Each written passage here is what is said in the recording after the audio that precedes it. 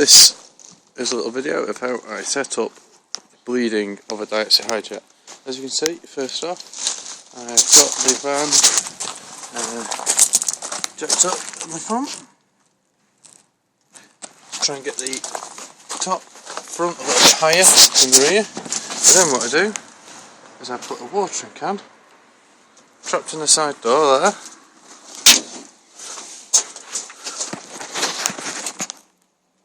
Yeah, it's a piece of pipe which I have this rubber extension that fits in there really snugly.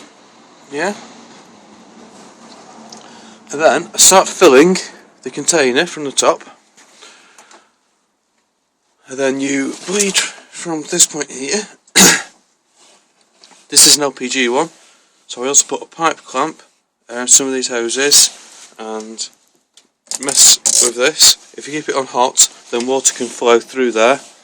So if you clamp it on this side, yeah, then you're only allowing water to flow that way around the system, so it'll go through the heater matrix or through the condenser, either or. So you want to clamp it and then go the other way afterwards. So then you turn it off onto cold and then you clamp up the condenser here, or you could just clamp it here and then bleed it off again. So we're going to bleed them backwards the other way. I also removed this pipe to bleed off the top of the thermostat housing here. If you think that this bit here will end up being an air pocket at the top, which it's supposed to come out of that way, but just to ensure that, I pull this pipe off, bung up one end, and then wait for proper fluid to come through there.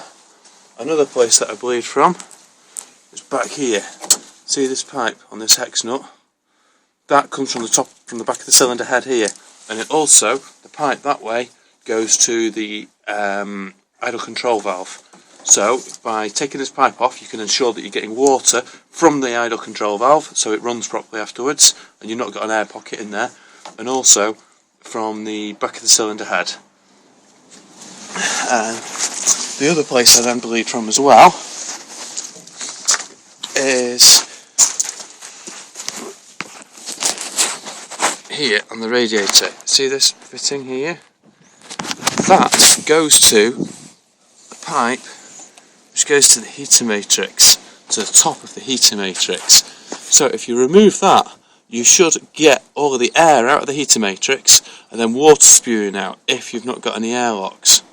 Don't do it by taking the cap off, because what you're going to do is you're going to let air go back in up the pipe and the water will come out of here instead.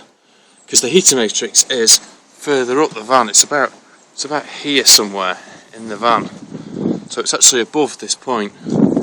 So that is the purpose of why I have that header tank right up there, because that is then our highest point in the system.